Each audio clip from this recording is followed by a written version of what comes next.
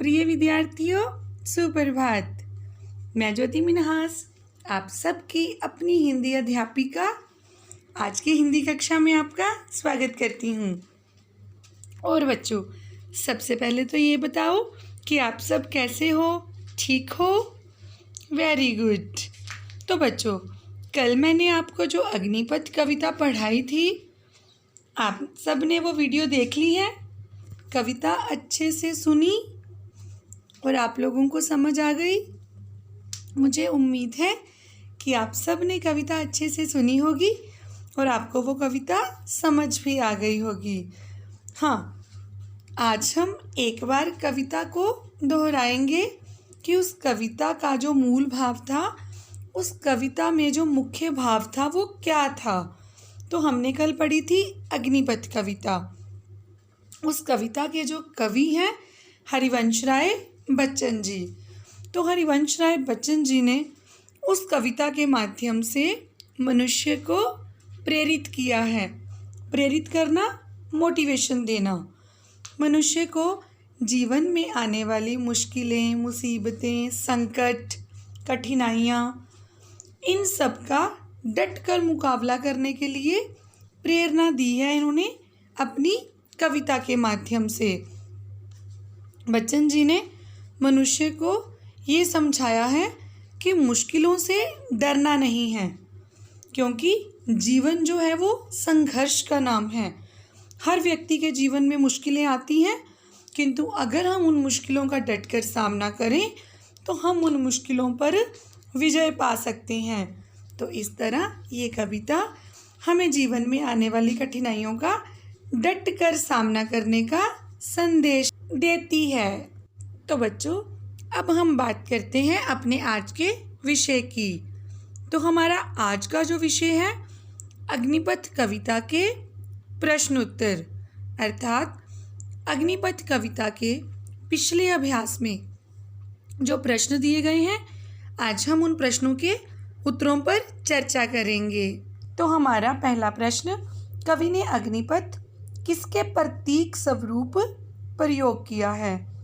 तो बच्चों, अग्नि अर्थात आग, पथ रास्ता। तो कवि ने अग्निपथ जो है वो किसे कहा है? आग से भरा हुआ रास्ता किसे कहा है?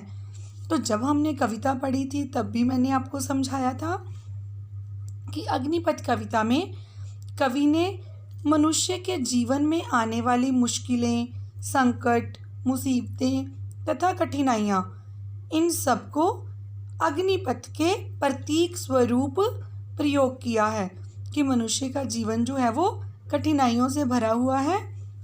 अपने जीवन में मनुष्य को इन कठिनाइयों का सामना करना पड़ता है, इसलिए कवि ने उसके जीवन को अग्निपथ जो है वो कहा है।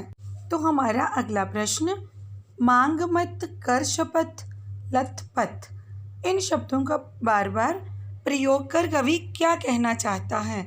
तो अगर आप लोगों को कविता याद हो तो कविता में कवि ने क्या संदेश दिया था कि तू, हे मनुष्य, तू अपने जीवन में आने वाली मुसीबतें तथा मुश्किलों, जब इनका सामना करेगा, किसी भी दूसरे व्यक्ति से मदद नहीं मांगेगा। मांग मत अर्थात अपनी मुश्किलों का सामना तो खुद करेगा, तो दूसरों के सामने कभी भी दुख, मुश्किलों तथा संकट के समय हाथ नहीं फैलाएगा। कर शपथ कि हे मनुष्य, तू प्रण कर कि तू अपनी मुश्किलों का सामना खुद करेगा। तू प्रण कर कि तू मुश्किलों से कभी डरेगा नहीं और उन मुश्किलों को देखकर तू कभी भी अपना रास्ता नहीं बदलेगा। लथपथ, लथपथ शब्द का प्रयोग कवि ने कविता में क्यों किया है? कि जब मनुष्य अपने जीवन को जीता है, अर्थात जब अपना जीवन यापन करता है, तो मनुष्य को मेहनत तथा कई बार उसको दुखों का सामना करना पड़ता है तथा कई बार लोगों के अत्याचार का।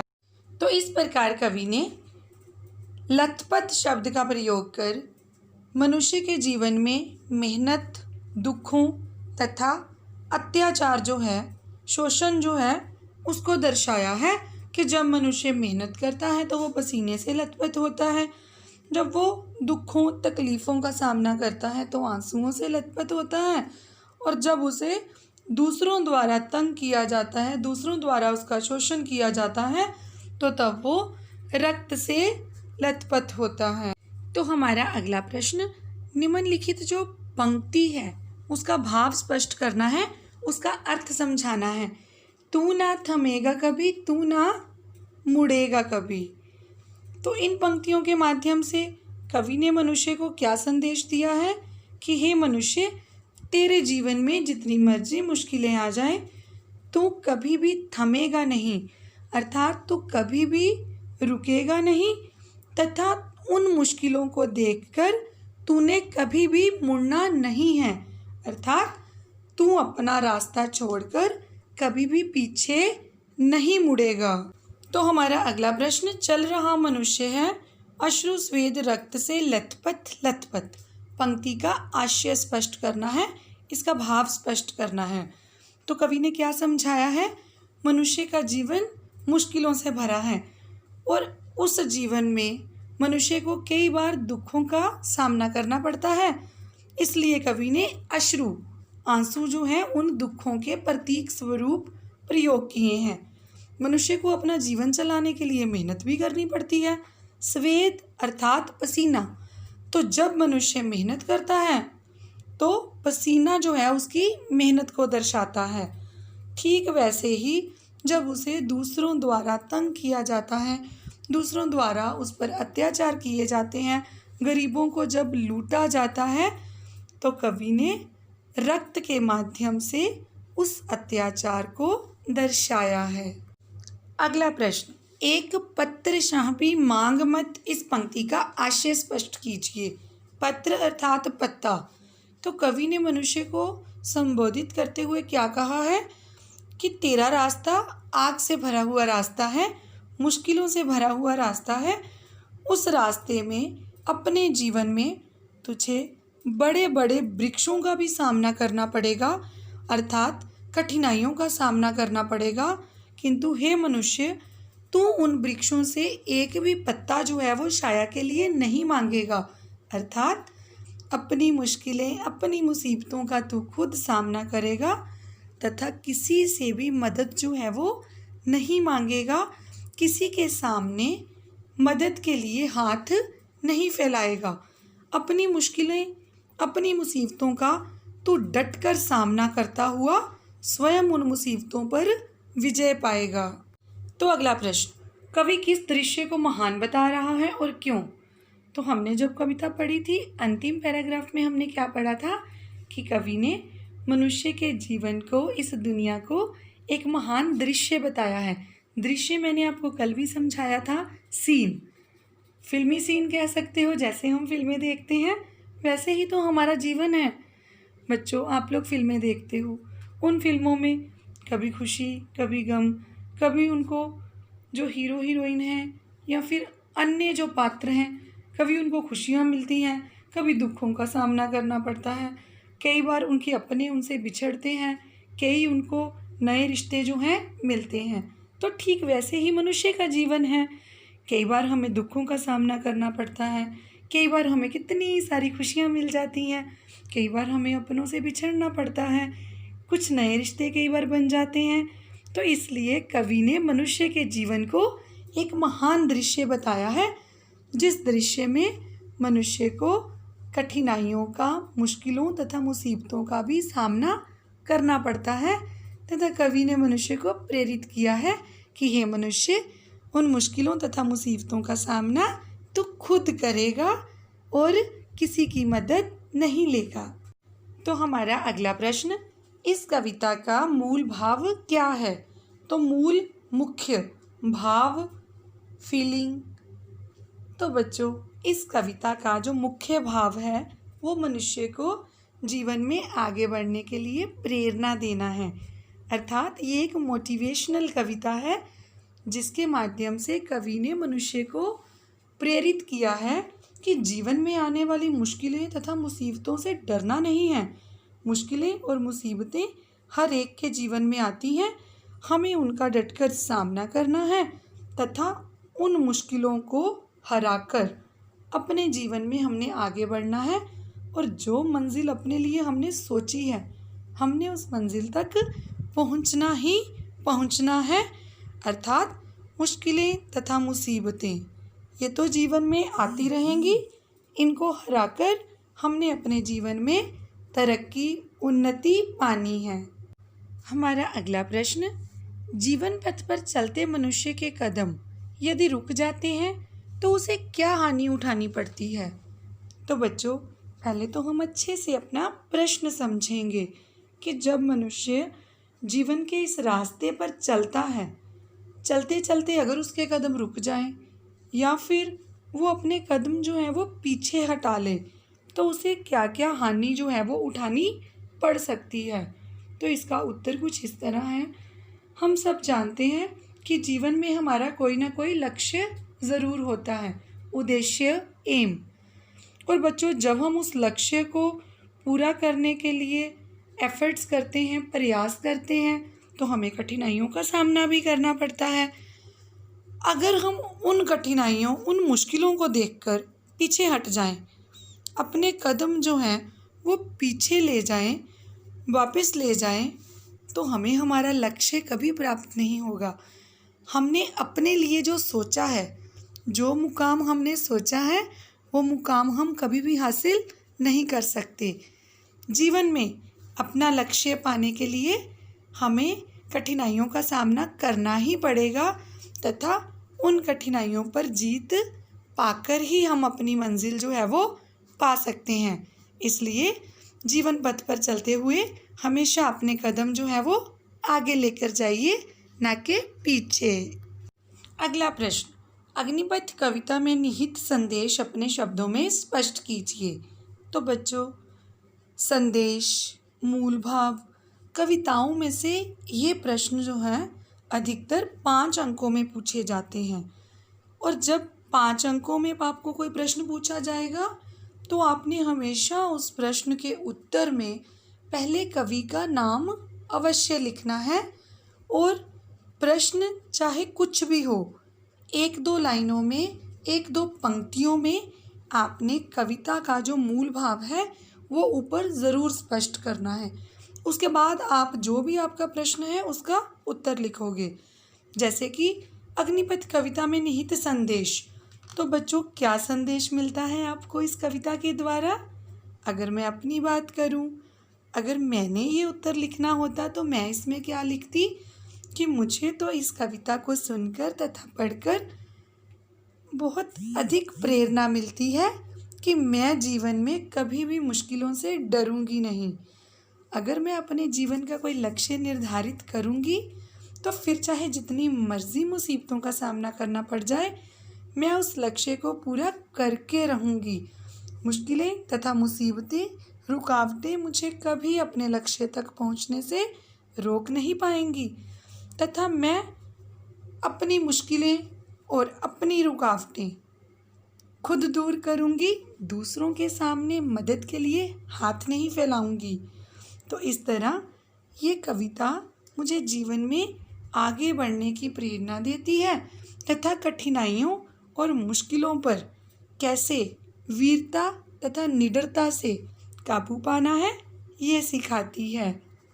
हमारा अगला प्रश्न, अग्निपथ कविता को आप अपने जीवन के लिए कितनी उपयोगी मानते हैं? बच्चों, इसका उत्तर आपने अपनी समझ के अनुसार लिखना है कि आप इस कविता को अपने जीवन के लिए कितना उपयोगी, कितना महत्वपूर्ण मानते हैं। किंतु हम इस प्रश्न के उत्तर की चर्चा करेंगे। मैं आपको अपने जीवन में मुझे इस कविता का कितना लाभ हुआ है, ये कविता पढ़कर मैंने क्या सीखा है, वो आपके साथ चर्चा करूँगी।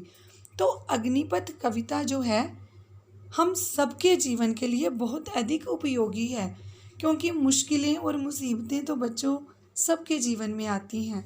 मेरे जीवन में भी, आपके जीवन में भी। आप अपने आसपास भी देखते हो कि कई बार लोगों को कितनी बड़ी बड़ी मुसीबतों, संकटों का सामना करना पड़ता है।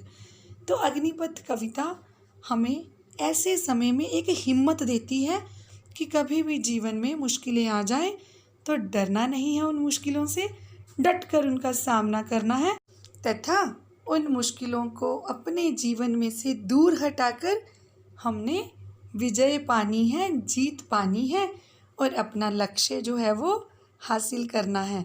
और जिस मुकाम पर हम पहुंचना चाहते हैं, हम उन मुश्किलों को दूर करके उस मुकाम पर एक दिन पहुंचेंगे। तो हमारा अंतिम प्रश्न, अग्निपथ कविता थके हारे निराश मन को उत्साह एवं प्रेरणा से भर देती है, स्पष्ट कीजिए कैसे। तो बच्चों, हम अगर अपनी तरफ ही देखें, कई बार क्या होता है, हमारा मन बड़ा निराश हो जाता है कि मैं इस काम को कितनी बार करने की कोशिश कर चुका हूँ, कितनी बार मैंने कोशिश की है इस काम को करने की, किंतु ये काम तो मेरे से अच्छे से हो ही नहीं रहा। तो क्या होता है, हमारा मन निराशा से भर जाता है कि मुझसे ये काम नहीं होगा।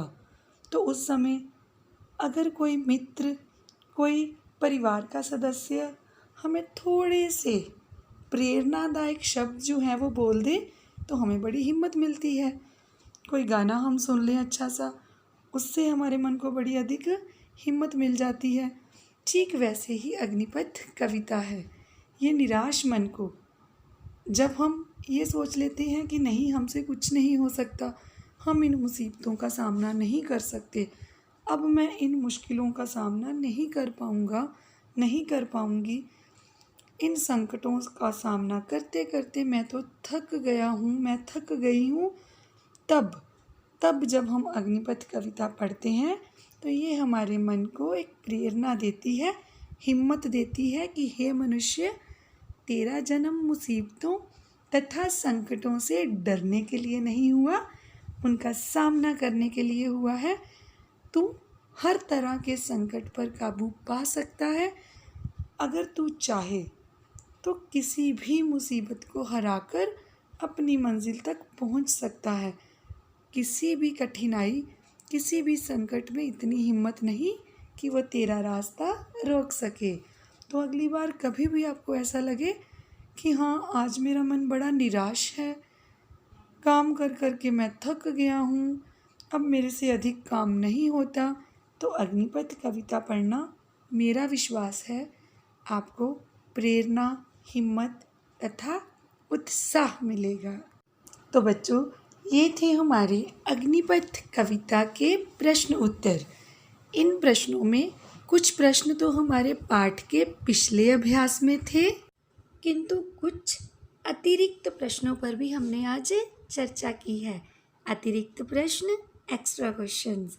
तो पाठ के पिछले अभ्यास के तथा कुछ एक्स्ट्रा क्वेश्चंस जो हैं, आज उनके उत्तरों पर हमने चर्चा की।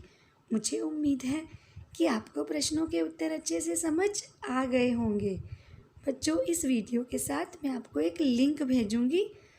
लिंक पर क्लिक करके आप इस कविता को अच्छे से दोबारा पढ़ सकते हो तथा किसी भी प्रश्न के उत्तर में कोई समस्या आए तो कविता को एक बार अच्छे से पढ़ना तथा आप उसका उत्तर जो है बड़े आराम से लिख पाओगे।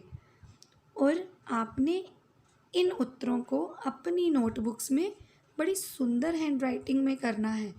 आप लोगों ने ये नहीं सोचना कि हम कौन सा आजकल स्कूल जा रहे हैं, पता नहीं मैम कॉपी चेक करेंगे जब स्कूल जाएंगे, नहीं चेक करेंगे। तो मैं आपको बता दूं, जल्दी ही सारा कुछ ठीक हो जाएगा। हम और आप जल्दी ही अपने स्कूल में दोबारा मिलेंगे। मैंने आपकी नोटबुक्स अच्छे से चेक करनी है तब, तो अच्छी अच्छी राइटिंग में अच्छा काम करना है। आज के लिए इतना ही। कल फिर मिलेंगे एक नई हिंदी कक्षा में एक नए विषय के साथ। सदा खुश रहो बच्चों, माता पिता की मदद करो तथा अच्छे से पढ़ाई करो। धन्यवाद।